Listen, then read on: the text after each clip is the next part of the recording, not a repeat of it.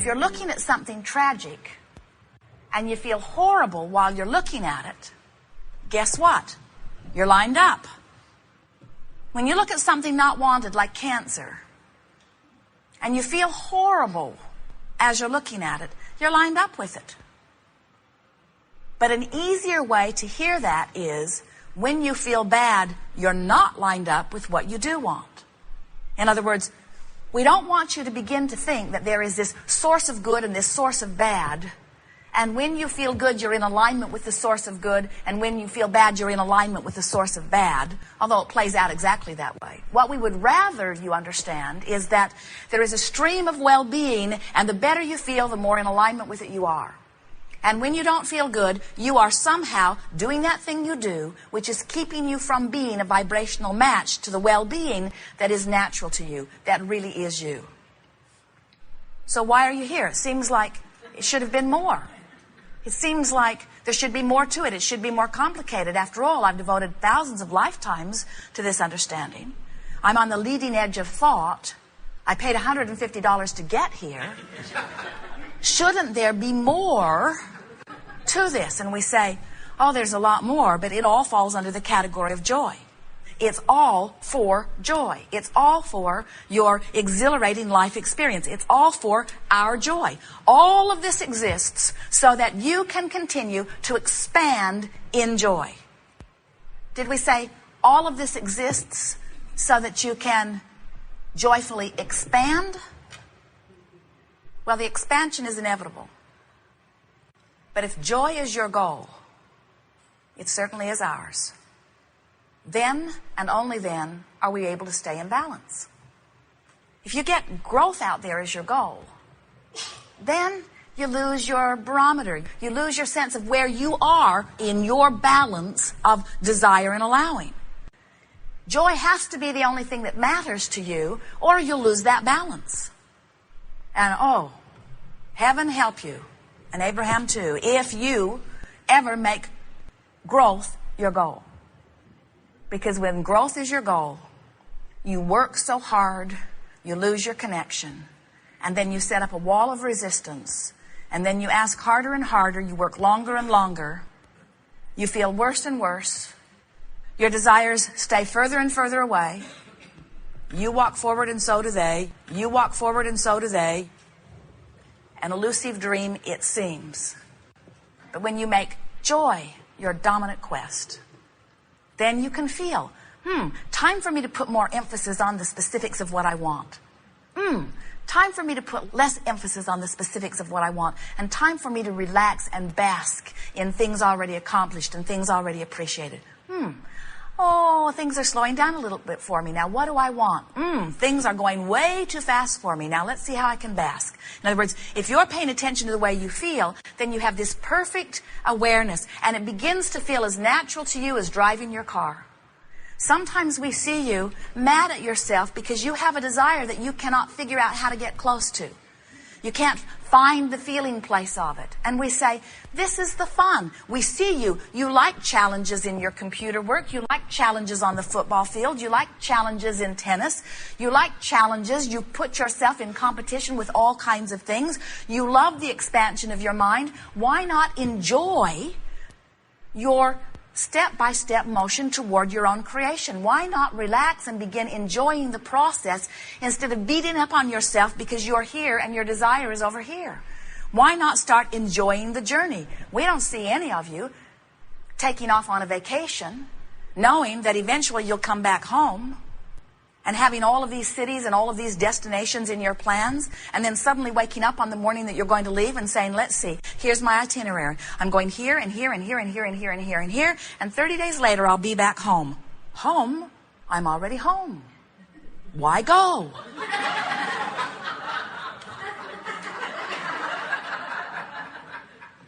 I could save a lot of time and trouble and money. This goal is complete. Check it off my list. And you don't do that because going is so much fun. All of the stuff that comes along the way is so very much fun. And so that's the way each of your desires is to feel to you. That's what you planned. You didn't say, I'll go forth and instantly manifest. You said, I'll go forth and I'll get an idea and I'll line up with it, and all that is will assist, and I'll see progress, which will give me greater clarity. And as that greater clarity comes and I stand in that partially manifested stage, I'll have other ideas, because everything about me and everything about my desire will have shifted a little bit, and I'll add clarity to what I want. What we're really wanting you to begin to feel as hands-on deliberate creators is how to ask and how far to go in the asking before you start working on the allowing, and then how far to go in the allowing before you start working on the asking. In other words, is this constant balance between getting clear about what you want and then letting it be, getting clear about what you want and then letting it be, getting clear about what you want and then letting it be. Nothing will ever stand still, and nothing will ever be complete. And so until you get comfortable with that dance, you're not going to be happy in your body. You're not going to be happy in this time-space reality. You're not going to be happy wanting things that haven't happened yet. And you're not going to feel comfortable in just sitting back and letting God do what you think you should do. In other words, you are creators. You like to create. You like to get your hands in the clay. You like to be active in molding your life experience. But sometimes you ask without letting it in, and then you get frustrated. You ask and you don't believe. You need and then you don't expect. And when you do that, you'll feel horrible to ask for something and summon that powerful source energy through you, and then to hold thoughts that contradict it puts you in a very uncomfortable place. And then you say, oh, it must not be appropriate for me to want, because when I stop wanting, as if you could, when I stop fanning the flames of this desire, I feel better. And we say, yes, the reason that you feel better when you stop fanning the flames of the desire that you don't believe is that you stop the sensation of resistance. And we want so much for you to come to realize that you've set up the resistance. You're the only one who can hinder you in any way. You can blame it on somebody else. You can blame it on the economy or the government. You can blame it on anything that you want to, but you are the keeper of your vibration. And when you decide that you want to feel good, when you decide you're going to mold your energy, when you decide you're going to want and then allow, identify desire and then bask in it, then not only do you feel wonderful all of the time, those who see you think you have a magic wand, because it seems that all you have to do is lay your eyes in the direction of something desired, and it flows easily into your experience. They see you passionate and loving. They see you kind and considerate. They see you appreciative and willing. They see you so secure within yourself that you never beat up on somebody else to make yourself feel better. They see you complete and whole. They see you feeling good. They see you full of you. It's so good to be full of you. When you're full of you, you're like the children who cannot get enough of whatever they're involved in.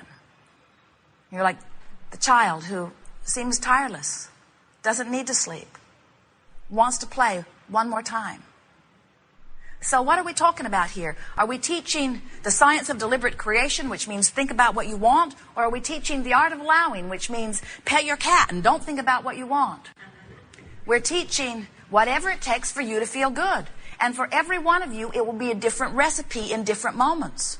Because sometimes you want something so badly you can taste it. What's that tell you? You're full of resistance. You want it so much it hurts. You say, I want that so bad it hurts. And we say, it's going to be a while on this one. So get used to the pain. Or you say, thinking about that just makes me happy. And we say, then it's on its way, if not already here. When you say, I've wanted this for so long, I can't remember not wanting this. We say, it's going to be a while. When you say, that's a good idea, bam, manifestation. When you say, wouldn't it be nice if, bam, it's right there. When you say, you know what I really like about that? There it is, again and again. When you say, you know what I really don't like about that? There it is, again and again. In other words, you are the focuser. You get to point your attention in the direction of anything that you choose. And then you got to line up with it. That's all. So, Jerry and Esther have builders that have been building with them since 1994. And it's a small crew. They're on their 5th or 6th building now. And the thing that Jerry and Esther love most about it is they go so slow that Jerry and Esther can change their mind a zillion times before anything happens, which is wonderful because it gives them the opportunity to conclude and to attract and to change their mind. And their builder stands before them, looks both of them in the eyes, and says, "We're ready to go on this, right?" And Esther says, "Yeah, go with it, and if we don't like it, we'll do it again." So that the large building, much of it porches, is on its 5th painting. The rooms are getting smaller and smaller. And it's almost right. But since there is no limitation, since the new idea always feels better, since it is all about joy and experience, and even these very conservative builders are beginning to enjoy the process of creation. They're beginning to relax into the awareness that this building will never be done. People say, "When are you moving in?" And Jerry will say, "We don't know." "Well, what is your deadline?" "Well, we don't have a deadline." "Well, how fast should I go?" "As fast as pleases you. Do what's comfortable for you." They're having quite an adjustment. They're used to being driven by deadlines and demands. They're used to being motivated rather than inspired. But they are relaxing into the awareness of how much fun it can be to take your time and allow inspiration to lead. And that's what we wish for all of you. There is no limitation on resource. Anything that you desire flows easily to you. It is your work to identify, then relax and allow. Over and over and over and over again. You'll never stop asking. You'll never stop allowing. So, negative emotion will never be a thing of the past. Negative emotion will always be a subtle reminder of where you are in that balance. You can diminish your negative emotion from agony to awareness. You can diminish your negative emotion from depression to a nudging, an indicator. You can get so good at listening to who you are that your life will unfold so seamlessly that anyone watching you would really believe that you have an advantage that they've never seen before. When in reality, everyone is born with this advantage. You are vibrational beings, we all are. And when you are aware of your vibration, then you are in control of your experience. Every thought that has ever been thought could potentially be thought by you. You're like a receiving mechanism that when you set your tuner to the station, you're going to hear what's playing. Whatever you are focused upon is the way you set your tuner. And when you do that, and you focus there for as little as 17 seconds, you activate that vibration within you. Once you activate a vibration within you, law of attraction begins responding to that vibration. And you're off and running, whether it's something wanted or unwanted. Don't let it worry you because you have enormous leeway in all of this. And when you begin to recognize that you can choose in every moment a thought that feels good or a thought that doesn't feel good, then you begin to recognize that you have the potential of activating something that feels good or activating something that feels bad. We have enjoyed this interaction more than words can convey.